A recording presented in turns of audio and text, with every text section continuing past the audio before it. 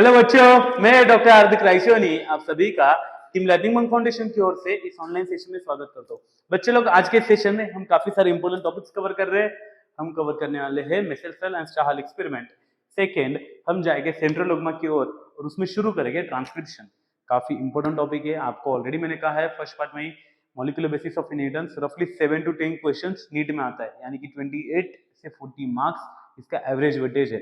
तो उसमें से मैक्सिमम क्वेश्चंस इस टॉपिक में से आ सकते हैं।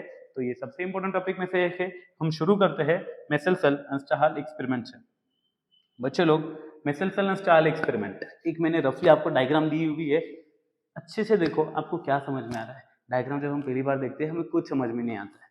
Basically Meselson and Stahl, इन दोनों लोगों को प्रूव करना था कि DNA replication is semi conservative. इन दोनों को क्या करना था? To prove that replication of DNA is semi conservative in nature. हमने लास्ट पार्ट में रेप्लिकेशन पढ़ा था। हमने रेप्लिकेशन जब पढ़ा था उसके लास्ट में हमने सीखा था कि क्रिक ने कहा था कि DNA replication is semi conservative. Crick ने बस कहा था, उसे प्रूव करने के लिए ये दो लोग आए थे, मेसल सेल एंड स्टाहल। इन्होंने बेसिकली यूज किया था नाइट्रोजन 15। नाइट्रोजन का नॉर्मल एटॉमिक नंबर कितना है? एटॉमिक मास नंबर होता है 14, बट इन्होंने यूज किया N15। इन्होंने जब नाइट्रोजन 15 यूज किया, बेसिकली ये रेडियो लेबल्ड नाइट्रोजन 15 यूज किया। इन्होंने रेडियो लेबल डीएनए लिया। डीएनए के अंदर नाइट्रोजन बेस होता है, तो इन्होंने रेडियो लेबल डीएनए लिया जिसमें N15 है।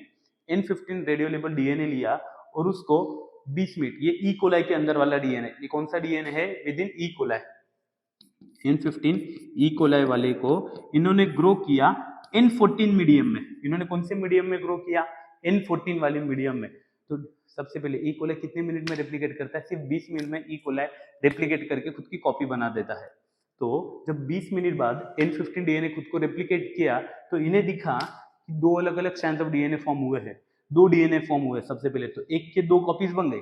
दोनों कॉपीज में एक स्ट्रैंड था N15 का और एक न्यू स्ट्रैंड फॉर्म हुआ N14 का। एक न्यू स्ट्रैंड किसका फॉर्म हुआ है? N14 का। ये ग्रीन कलर वाला है N14, एक है N15 का। तो आप जब अच्छे से देखोगे, इन्होंने उसकी डेंसिटी लेके मेजर किया। जब फर्स्ट वाला जो ओरिजिनल N15 का था, उसकी डेंसिटी हेवी डेंसिटी, जिसमें दोनों भी थे N15।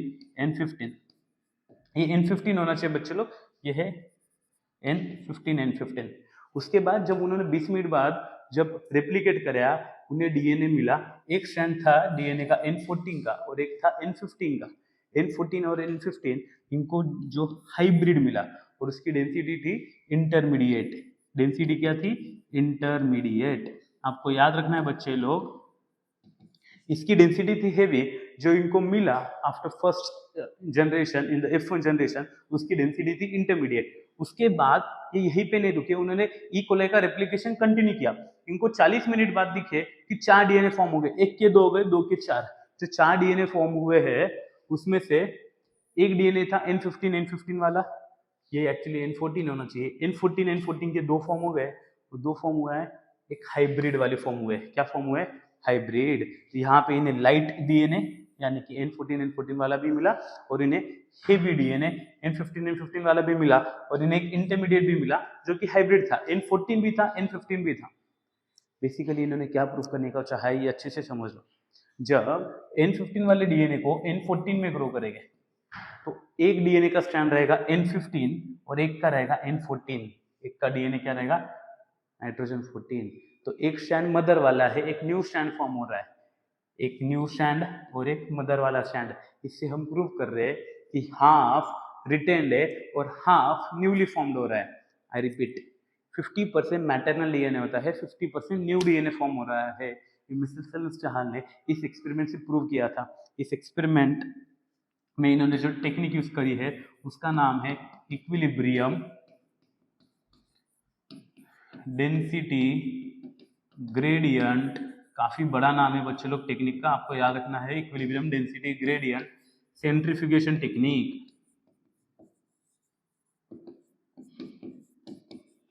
इन्होंने डीएनए सेमी कंजर्वेटिव होता है, एक इसमें प्रूव किया है ई कोलाई में। ये एमएसटी सीटी का क्वेश्चन है, कौन से ऑर्गेनिज्म में यूज किया था? आंसर था बैक्टीरिया। वहां पे बैक्टीरिया का नाम नहीं, सिर्फ बैक्टीरिया, वायरस, फंगस ऑप्शन था, तो आंसर था बैक्टीरिया।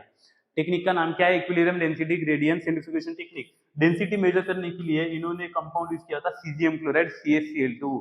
तो तो आपको याद रखना है Meselson and Stahl experiment which proved that DNA replication is semi conservative in nature। और न्यू स्ट्रैंड ऑफ डीएनए हमेशा कौन से डायरेक्शन में फॉर्म हो रहा है, 3 प्राइम से 5 प्राइम। ये लास्ट पार्ट में मैंने बताया नहीं है, इस पार्ट में कवर कर दे रहा हूँ। New strand of the DNA is always formed in 5 prime to 3 prime direction. बच्चे लोग अब हम आते हैं आगे, एक इंपॉर्टेंट कंसेप्ट शुरू कर रहे हैं, सेंट्रल डोग्मा। सेंट्रल डोग्मा ये ओरिजिनल कंसेप्ट दिया था क्रिक ने।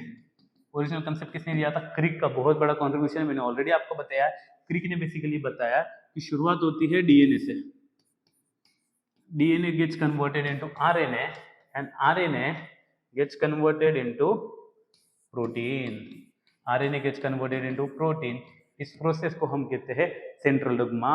DNA gets converted to RNA, इसे है कहते हैं transcription, and RNA gets converted to protein, इसे कहते हैं ट्रांसलेशन।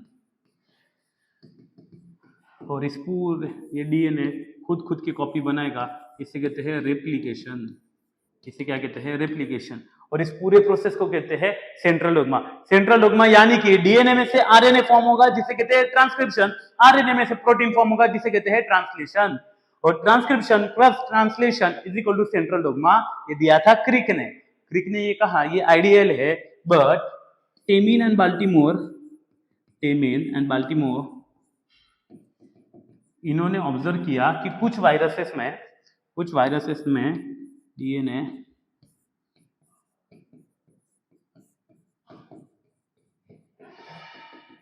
उल्टा हो रहा है, कुछ वायरसेस में उल्टा हो रहा है। उनमें क्या हो रहा है, आरएनए बना रहा है डीएनए, आरएनए क्या बना रहा है, डीएनए, जिसे कहते हैं reverse transcription, by process of reverse transcription.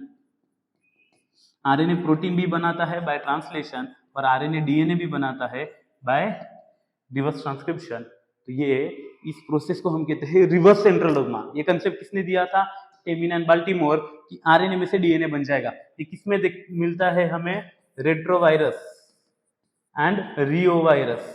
Retrovirus का सबसे फेमस एग्जांपल कौन सा बच्चे लोग, रेट्रोवायरस का सबसे फेमस एग्जांपल है हमारा एचआईवी, और रियोवायरस उसमें हमें दिखता है रिवर्स सेंट्रल डोग्मा, यानी कि आरएनए डीएनए फॉर्म कर देता है by process of reverse transcription. अब आते हैं बच्चे लोग अगले और सबसे इंपॉर्टेंट टॉपिक पे। आज का जो हमारा मेन टॉपिक ऑफ इंटरेस्ट है वो है ट्रांसक्रिप्शन। ट्रांसक्रिप्शन का मीनिंग क्या है, अभी मैंने आपको बताया। Transcription is formation of RNA from DNA. DNA आगे जाके आरएनए बनाता है, इसे कहते हैं ट्रांसक्रिप्शन। कहां पे होता है भाई transcription, it occurs inside the nucleus, it occurs inside the nucleus. अब ट्रांसक्रिप्शन कराने के लिए एक जो पार्ट्स काम करते हैं उसे कहते हैं ट्रांसक्रिप्शन यूनिट, उसे क्या कहते हैं, ट्रांसक्रिप्शन यूनिट। अब एक एक करके हम सारी की सारी चीजें सीखेंगे। हमें सबसे पहले याद रखना है कि डीएनए 2 स्ट्रैंड से बना होता है। डीएनए कितने स्ट्रैंड से बना है, 2 स्ट्रैंड से।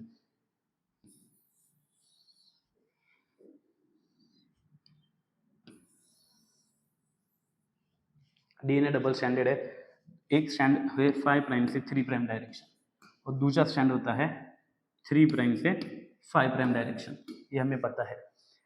ट्रांसक्रिप्शन में डीएनए का सिर्फ एक ही स्ट्रैंड रोल प्ले कर रहा है, एक ही स्ट्रैंड रोल प्ले कर रहा है, और जो कि है 3 प्राइम से 5 प्राइम डायरेक्शन में।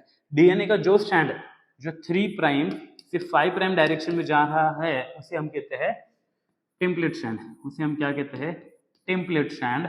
और जो स्ट्रैंड 5 से 3 डायरेक्शन में जा रहा है उसे हम कहते हैं कोडिंग स्ट्रैंड।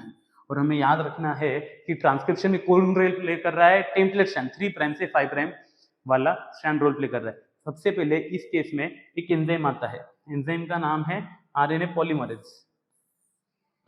ये बड़ा सा एंजाइम आ जाता है आरएनए पॉलीमरेज।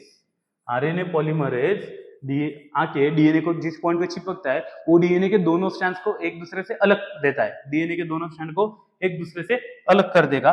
तो हम अगले स्लाइड पे देखते हैं डीएनए के जब दोनों स्ट्रैंड एक दूसरे से अलग हो जाएंगे तो कैसे दिखते हैं। ये 3 प्राइम से 5 प्राइम, और ये दूसरा वाला 5 प्राइम से 3 प्राइम। 3 प्राइम से 5 प्राइम वाला कौन सा था, वो था टेम्पलेट स्ट्रैंड। अब 5 प्राइम से 3 प्राइम वाला कौन सा था, कोडिंग स्ट्रैंड। अब ट्रांसक्रिप्शन में जो रोल प्ले कर रहे हैं उसमें हमें 3 चीजें याद रखनी है।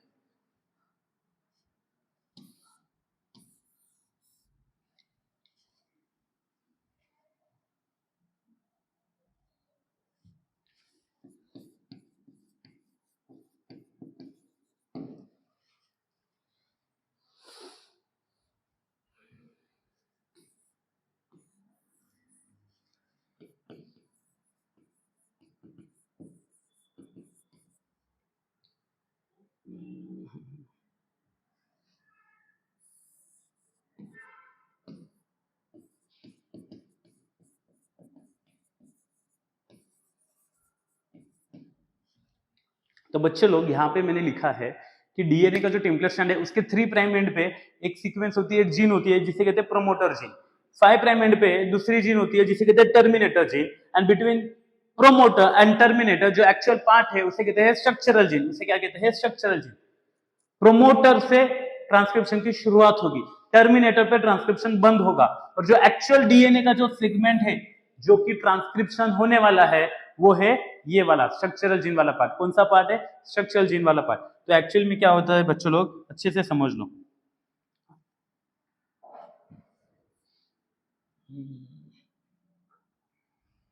कंसीडर करो जो ओरिजिनल डीएनए का है उस पे सीक्वेंस है ए जी टी सी, ए जी टी सी। ये डीएनए की ओरिजिनल टेम्पलेट स्ट्रैंड की सीक्वेंस है। कोडिंग की सीक्वेंस क्या रहेगी फिर? इसके जस्ट कॉम्प्लीमेंट्री टी सी ए जी, टी सी ए जी। जिन बच्चों को ये नहीं समझ में आ रहा है याद रखना, डीएनए के दोनों स्ट्रैंड एक दूसरे को क्या थे? Complementary and anti parallel. Complementary यानी कि ए के ऑपोजिट टी, जी के ऑपोजिट सी, टी के ऑपोजिट ए। अब क्या हो जाता है बच्चों लोग? एंजाइम आरएनए पॉलीमरेज आता है। कौन सा एंजाइम आ रहा है? RNA polymerase. आरएनए पॉलीमरेज कहाँ पे आ जा रहा है? प्रोमोटर पे आता है। कहाँ पे आता है? वो प्रोमोटर पे आता है और ट्रांसक्रिप्शन की शुरुआत करता है। वो क्या करता है? जो डीएनए का टेम्पलेट स्ट्रैंड है उसके कॉम्प्लीमेंट्री बेस पेयर अट्रैक्ट करता है। ए का कॉम्प्लीमेंट्री कौन रहेगा? ए का कॉम्प्लीमेंट्री रहेगा टी। सही बात है? नहीं जी नहीं, याद रखना ये आरएनए है। आरएनए फॉर्म करना है तो ए का कॉम्प्लीमेंट्री रहेगा यू। आरएनए में थाइमिन प्रेजेंट है क्या? नहीं। आरएनए में थाइमिन की जगह पे कौन है? यूरासिल। तो ए के ऑपोजिट लेके आ जाएगा ये यूरासिल को, जी के ऑपोजिट लेके आ जाएगा साइटोसिन को, थाइमिन के ऑपोजिट एडेनाइन को, फिर से ग्वानिन, फिर से यूरासिल, फिर से साइटोसिन, एडेनाइन, ग्वानिन। तो एक न्यू स्टैंड फॉर्म हो जाएगा। ये जो न्यू स्टैंड फॉर्म हो रहा है ये कौन से डायरेक्शन में फॉर्म हो रहा है? 5 प्राइम से 3 प्राइम। ओरिजिनल वाला टेम्पलेट है 3 प्राइम टू 5 प्राइम। तो न्यू आरएनए जो फॉर्म हो रहा है वो कौन से डायरेक्शन में? 5 प्राइम से 3 प्राइम।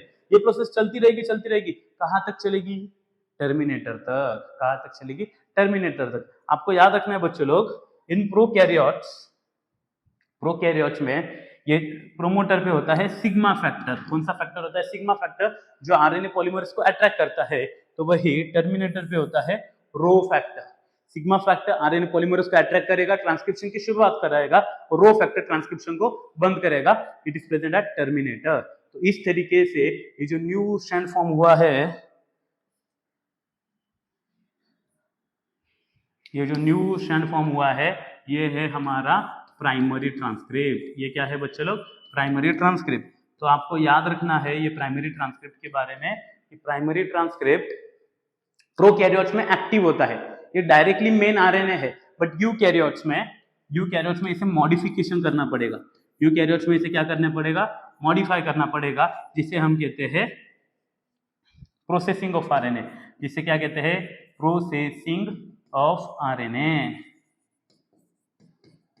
अब क्या क्या प्रोसेसिंग होती है, कैसी कैसी होती है, ये सारी की सारी चीजें हम एक वीडियो के द्वारा भी सीखेंगे। उससे पहले एक लास्ट कंसेप्ट मैं आपको बता देता हूँ। बच्चे लोग, आरएनए कितने टाइप का हमने सीखा था? आरएनए 3 टाइप का होता है।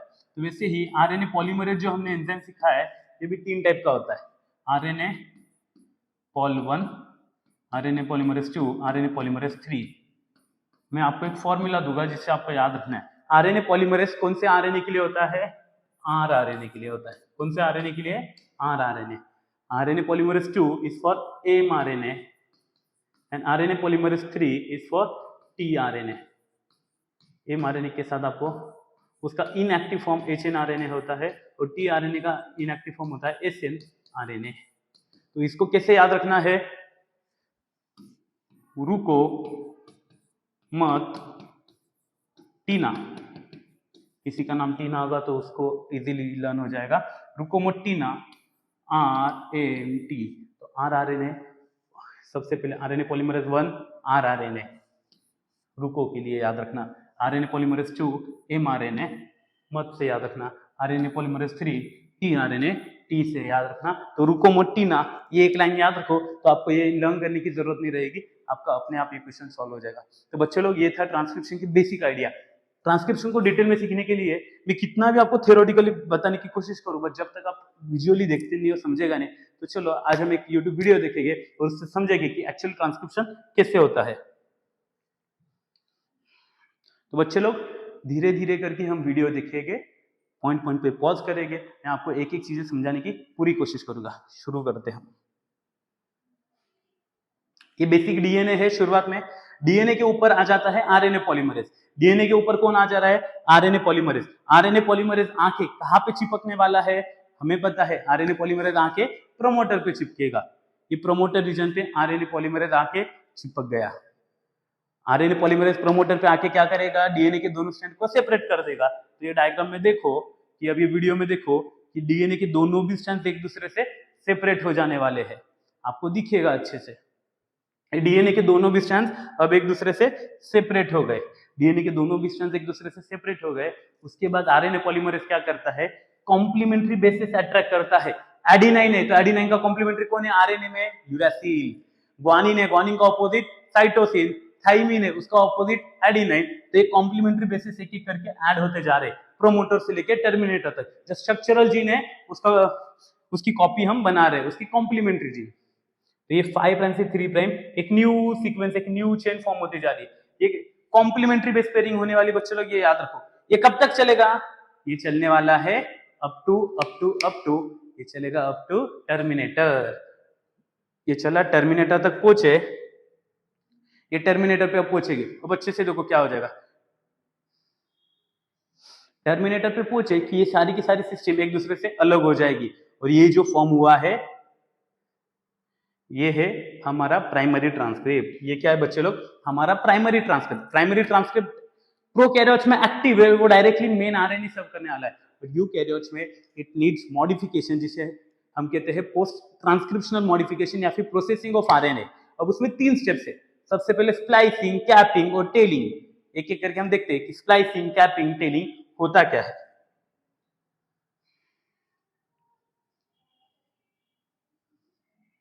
अब बच्चे लोग जो आरएनए होता है, जो प्राइमरी ट्रांसक्रिप्ट फॉर्म हुआ है, इसमें कुछ एक्टिव रीजन है, कुछ इनएक्टिव रीजन है। जो इनएक्टिव रीजन है उसे कहते हैं इंट्रॉन। इनएक्टिव रीजन को क्या कहते हैं, इंट्रॉन। तो कंसीडर करो बच्चे लोग, ये अगर मेरा पूरा बड़ा प्राइमरी ट्रांसक्रिप्ट है, प्राइमरी ट्रांसक्रिप्ट, इसमें कुछ एक्टिव रीजन है और कुछ इनएक्टिव रीजन है।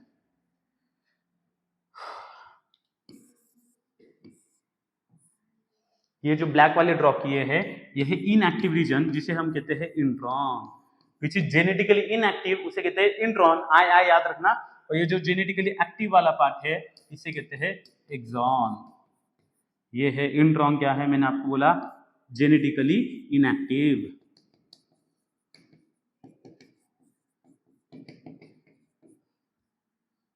और एक्सॉन है जेनेटिकली एक्टिव।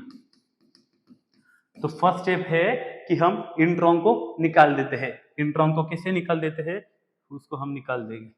इंट्रॉन को हमने निकाल दिया, इंट्रॉन को निकाल दिया और सारे के सारे एक्सॉन्स को एक दूसरे से जोड़ दिया। इस प्रोसेस को हम कहते हैं स्प्लाइसिंग। स्प्लाइसिंग यानी कि रिमूवल ऑफ इंट्रॉन। अब वीडियो में देखो अच्छे से ये प्रोसेस कैसे हो रही है, वीडियो में आपको ज्यादा अच्छे से समझेगा। ये इंट्रॉन्स है जो कि अब हम निकालने वाले हैं, तो अच्छे से देखना।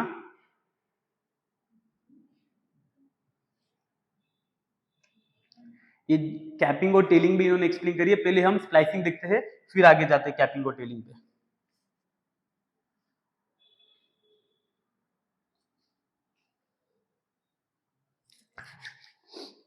तो बच्चे लोग अब ये इंट्रॉन्स निकलने वाले हैं, ये देखो वो पूरा उसे स्क्वीज कर देंगे और निकाल देंगे। इसे पूरा स्क्वीज किया, ये जो कॉम्प्लेक्स फॉर्म हो रहा है इसे कहते हैं स्प्लाइसियोसोम, और इंट्रॉन निकाल दिया, एक्सोम को जोड़ दिया।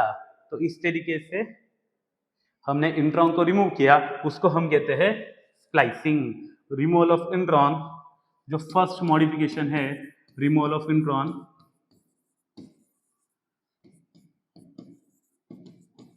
इसे कहते हैं स्प्लाइसिंग। तो अच्छे से याद रखना, splicing is the first thing, ये फर्स्ट मॉडिफिकेशन है।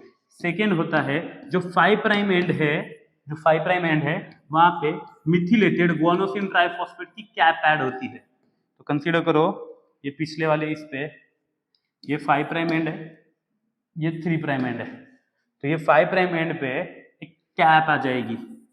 ये कैप किसकी है? मिथिलेटेड गुआनोसिन ट्राइफॉस्फेट, और इसको हम कहते हैं कैपिंग। इसे हम क्या कहते हैं? कैपिंग। और सिमिलरली बच्चे लोग 3 प्राइम एंड पे, 3 प्राइम एंड पे एक poly A tail, poly A tail यानी कि पॉली एडिनिलेट टेल अटैच हो जाती है, जिसे हम कहते हैं टेलिंग। तो ये 3 प्राइम एंड है, यहाँ पे एक टेल अटैच हो जाएगी जो कि है पॉली ए टेल।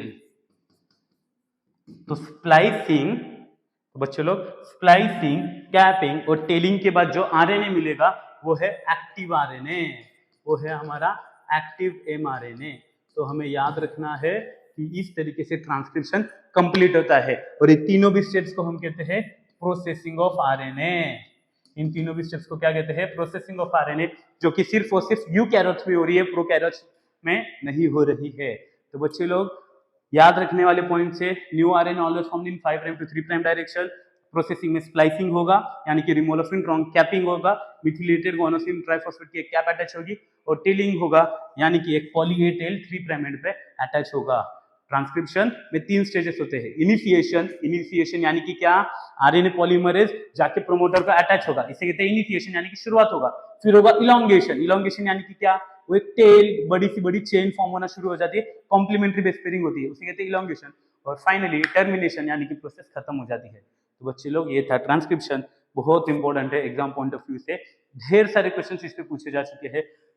ये वीडियो जो अभी हमने देखा इसकी लिंक आपको डिस्क्रिप्शन में मिल जाएगी, अच्छे से वीडियो भी देखो, यूट्यूब वाला ये जो मैंने लेक्चर सिखाया ये भी देखो, और फिर क्वेश्चन सॉल्व करो, आपको कोई भी डाउट नहीं रहेगा। तो छोटू सा भी डाउट आया तो मुझे कांटेक्ट करो। इस पार्ट में हम यहीं पे रुकेंगे, अगले पार्ट में दोबारा मिलेंगे, तब तक के लिए बच्चों बस पढ़ते रहो। Thank you so much, take care, bye bye, see you, best of luck.